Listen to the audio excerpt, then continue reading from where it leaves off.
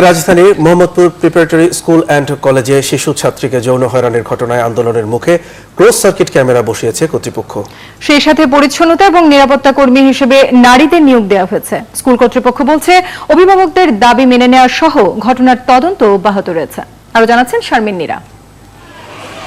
আলাদা আলাদা 3টি ফটকে নারী নিরাপত্তা কর্মী আর পুরো শিক্ষা প্রতিষ্ঠানের ভেতরে কি ঘটছে তা সার্বক্ষণিক নজরদারিতে রাখতে লাগানো হয়েছে 13টি ক্লোজ সার্কিট ক্যামেরা।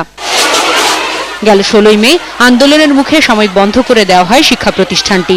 আর মঙ্গলবার শিক্ষা প্রতিষ্ঠানের এমন পরিবর্তন দেখে খুশি শিক্ষার্থীরা। এখন অনেক রুল হয়েছে, সব পরে চেঞ্জ হয়ে গেছে, মানে সিকিউরিটিটা ভালো হয়েছে, এখন আগের মতো আর ভয় নেই।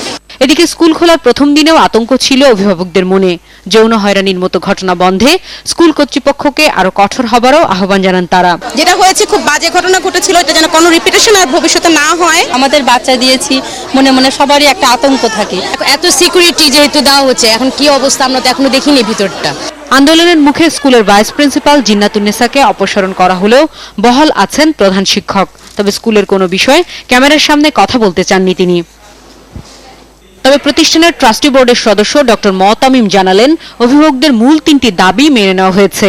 ঘটনা আমলে নিয়ে এরই মধ্যে সন্দেহভাজনকে চাকরিচ্যুত করা হয়েছে। খতিয়ে দেখা হচ্ছে ভাইস প্রিন্সিপালের বিরুদ্ধে আসা অভিযোগগুলো। তদন্ত রিপোর্টে একজন সন্দেহভাজন পেয়েছে, তাকে আমরা অলরেডি চাকরিচ্যুত করেছি। পুলিশ তো সবকিছুই জানে, কিন্তু আমরা এটা কোনো করতে আগাতে চাই না, কারণ মেয়েটির বাবা মার এটার সাথে সম্পৃক্ত। সুতরাং পরবর্তীতে যদি বাবা মা যদি এগ্রি করেন, আমরা সহযোগিতা করবো। ভাইস প্রিন্সিপালের এগেনস্টে অভিযোগ ছিল, সেখানেও আমরা তাকে আপাতত তার পদ থেকে সরিয়ে দিয়েছি, এবং যাতে কিনা আমরা একটা তদন্ত করে তার বিরুদ্ধে অভিযোগটা যাচাই করতে পারি।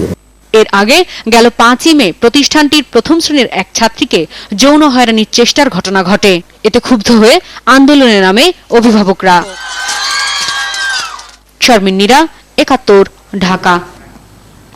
রাজধানীর কুড়িলে মাইক্রোবাসে গারো নারীকে ধর্ষণের ঘটনায় জড়িতদের গ্রেফতার এবং শাস্তির দাবিতে ভাটারা থানার সামনে অবস্থান এবং বিক্ষোভ কর্মসূচি পালন করেছে বাংলাদেশ গারো ছাত্র ফেডারেশন সহ বেশ কয়েকটি সংগঠন।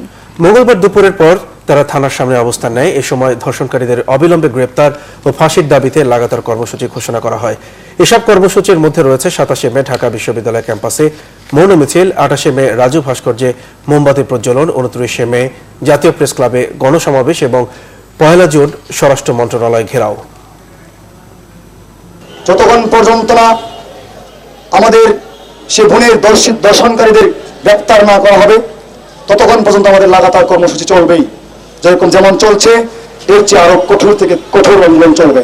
আগামী 1 তারিখ আমরা স্বরাষ্ট্র মন্ত্রণালয়ে ঘেরাওয়ের কর্মসূচি হাতে নিয়েছি।